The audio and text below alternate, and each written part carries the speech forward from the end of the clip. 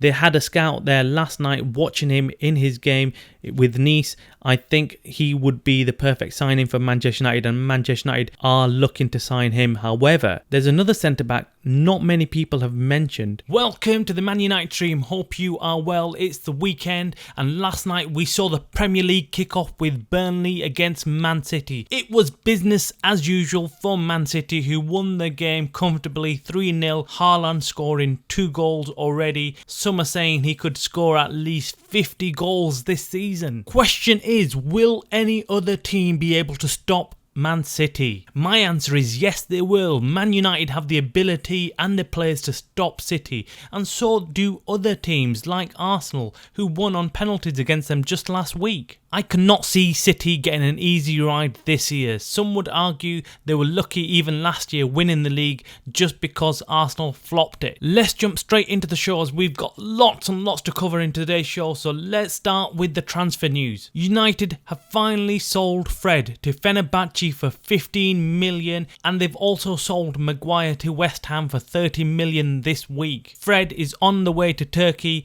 to Fenerbahce for his medical as we speak. But there are rumours that Manchester United will be happy to sell a number of other players if the right bid came in. But we are hearing that Manchester United will not list these players openly on the transfer market, because the prime reason for that is because they feel that it decreases the value of the players. So they are not coming out and saying that they want to sell these players, but if any offers do come in, they will definitely consider them. Players like Martial, Sancho and McTominay are players that we've heard from sources that Man United will sell if the right bid came in this summer. Ten Hag continues his ruthlessness at Manchester United. United have had a massive clear out, the likes of which we've never seen before at United. Ten Hag has got rid of loads of players at United who were not offering anything to Manchester United and were dead wood. Actually, let's talk about Ten Hag for one moment. But before we actually do that, make sure you hit that like button to the video so it gets pushed out to more United fans around the world.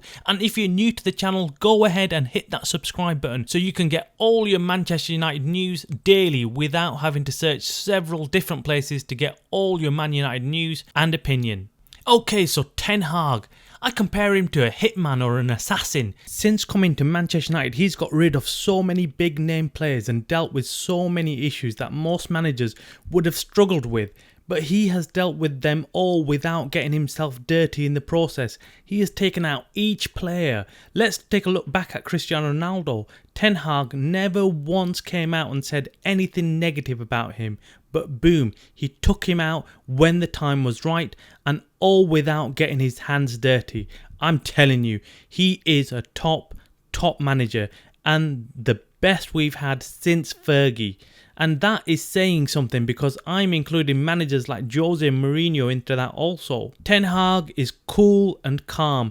Even with the media, he's developed a fear within them that only Fergie did. The press are scared of him, and you see it. His one-word answers, his stares, and his refusal to answer questions is amazing to watch. We are all waiting on the deal with Sofyan Amrabat, and waiting to see if United can get this done as soon as possible. Well, I've told you that our sources have said that the deal will get done, and they've been on point from the start of the transfer window and with all the signings so far.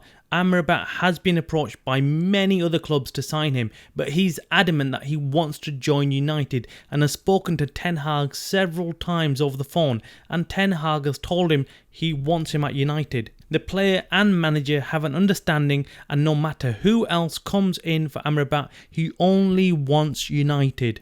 What the hell is Ten Hag telling these players? Remember Højlund? He had PSG offering him more money, but he's still stuck with Manchester United. Like I keep saying, Ten Hag is key to all our summer signings. Without him, we would not have got most of these signings done this year. For a manager to personally speak to a player and tell them he wants them is big, but also to tell them about his vision. The players must hear the vision that he has for the club and want to be part of that success. I'm very excited about Manchester United's future, and so should you be. The only thing that stops me from dreaming big is the Glazers and how they're still in charge of United. We need to get them gone, and we need them gone fast. So Amrabat could be a United player by the end of this week, so let's go. On Monday, Manchester United kick off the Premier League, but Monday could also be the day we all hear about the decision made on Mason Greenwood. The moment we mention this player's name on any platform, it brings a fierce reaction from Man United fans and some non-Man United fans. I hear and read the comments on this boy and they are split right down the middle. Two extremes. Some fans cannot stand the sight of Mason Greenwood and want him as far away from the club as possible. Yet, on the other hand, some fans want him back before the season kicks off. I've said it to you on this show in previous weeks that it's very hard for people to pass judgment on this case without knowing the ins and outs. You cannot begin to defend Greenwood without fully understanding and knowing what he did or didn't do. And on the other hand, you cannot banish him or punish him for something we are not fully sure about. I have my personal opinion about Greenwood's case, and that is my personal opinion. It might be totally wrong or right, I have no idea, as I do not know what truly happened. Only two people know what happened and how it happened. I just feel that when the process itself to come into a decision is making such headlines and mostly negative headlines, it starts to affect the club and the players and the people around the club. It's at that point you have to think, is it worth holding on to this player or not? I'm not going to say Greenwood is guilty or innocent. Thankfully, I nor you have to make that call. Being in such a position brings so much pressure to make that right call. But what is the right call? There is lots and lots of confusion out there about the legal case that was brought against Greenwood and then later dropped. I hear many fans say that the court decided Mason Greenwood was innocent and therefore United should not punish him. But this is not accurate. The case was never heard at court. It was dropped before it went to court. The reason why it was dropped was because key witnesses withdrew their statements and evidence. So the likelihood of the case succeeding at court without the key evidence was very low, and that is why the case was dropped. So to claim that Greenwood was innocent is inaccurate and incorrect, but at the same time to claim that he's committed criminal acts without evidence or knowing the full facts is incorrect also. Do you get it? It's a complex matter and should not be left for the average person or fan to decide. I bet those at Manchester United would have preferred if the case did actually go to court and a judge and a jury had decided upon the innocence or guilt of Mason Greenwood. It would have made the decision now for Manchester United much easier if somebody else in the court had decided whether he was guilty or not guilty. All I can say is that thank God we're not having to decide the future of Greenwood. Either way, it's going to be controversial. Let us know what you think about all of this. Drop your comments below. Talking about controversies, in yesterday's show we covered the whole Moises Caicedo and Lavea transfer saga between Liverpool and Chelsea. What a crazy story that is unfolding. So as we record, Chelsea are still yet to make an improved offer for Moises Caicedo, but they are in the driving seat. Liverpool look like they've given up on Moises Caicedo after making an audacious £110 million offer, which Brighton accepted, but Caicedo refused to move to Liverpool. And now Liverpool are watching on to see if Chelsea have the balls not only to sign Caicedo but also Lavea. This is tense and could leave Liverpool with a long-term scar that they will not recover from. Losing out twice would be too much. Let us know what you think about all of this. Drop your comments about the Caicedo and Lavea issue, about Liverpool and Chelsea. What do United fans think about this? So Manchester United look like they're going to get 2 more signings before the end of the transfer window.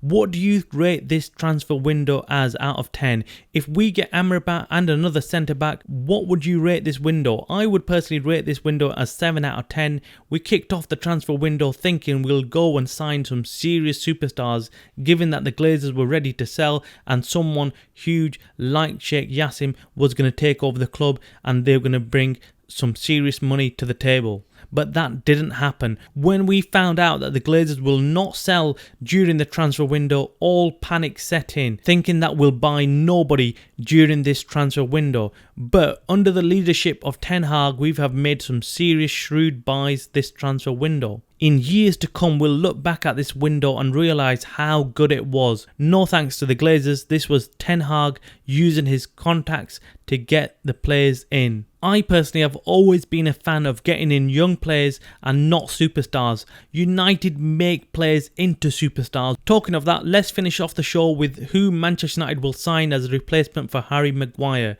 3 names have been mentioned in Pavard, Tapsoba and Todibo. And I want to thank all the fans that have left their comments on who they think should be signed in replacement of Harry Maguire. I would say it was 50% in favour of Todibo, 30% in favour of Tapsoba and 20% in favour of Pavard, which is really interesting. I think United will go for Todibo personally. They had a scout there last night watching him in his game with Nice. I think he would be the perfect signing for Manchester United, and Manchester United are looking to sign him. However, there's another centre-back not many people have mentioned by the name of Per Shores, a centre-back playing for Torino. He's a Dutch player aged 23 and Tottenham have been looking at him as well. Surprise, surprise, Ten Hag has worked with him previously at Ajax and they get on well. He knows how to play in Ten Hag's system. He's a fast centre-back and is very comfortable on the ball and loves playing out from the back. Could United end up going for him instead? Watch this space. He's not cheap though, valued at around 35 million, but he has got great potential. So let's wait and see who United make a move on. Our sources have confirmed that United will make a move for one of these centre-backs early next week, starting off informal discussions with the players and clubs. If I had to pick one of these centre-backs that I think United will end up going for, it would be Todibo, and that's because we've heard already that United have spoken to the player and the player wants to move to Manchester United. You were watching the Man United stream, a channel by the fans for the fans.